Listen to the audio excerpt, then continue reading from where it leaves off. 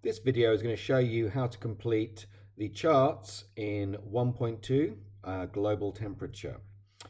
So we're going to have a go at trying to create this graph down here, and then we're also going to do the extension, which will be in the next video. So let's start off. So we're going to have a go at plotting the global mean temperature deviations from 1850 up till the year 2010. So we're going to start by going to the data bank and going to the temperature section. So let's just go down here to temperature. There we go. So this information actually comes from the Met Office in the UK and is regarded as the most reliable and accurate data about temperatures in on the planet. So you can go and look at the source data there, and there's a few papers about the data there that explains how they've got to that data. But to make things easy for you, as before, I've put that data into a Google Sheet for you already formatted. So obviously you're going to go into that sheet, and then you're going to go File, Make a Copy, because obviously you've got to make your own copy. I'm just going to make another example, put that in there.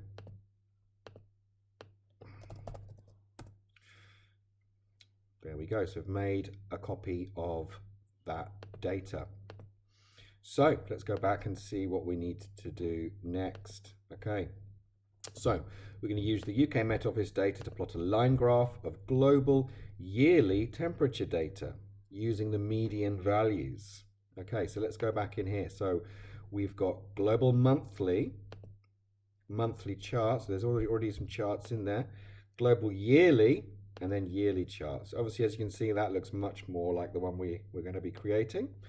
So let's go to global yearly on the tabs at the bottom there, and it's the mean there, the median that I want to use.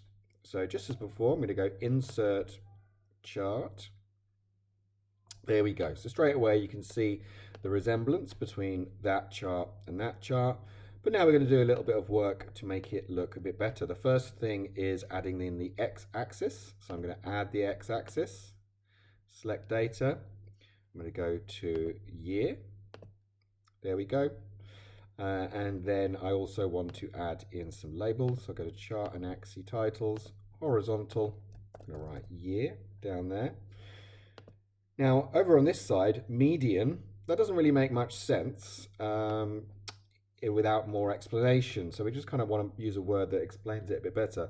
What we're actually showing here is we're showing the deviation from a mean average between 1961 and 1990. So they've taken that as the baseline, 1961 to 1990. What we're looking at here is the average above and below that mean. So what I can do is I can rename that deviation. So that's the deviation from that average.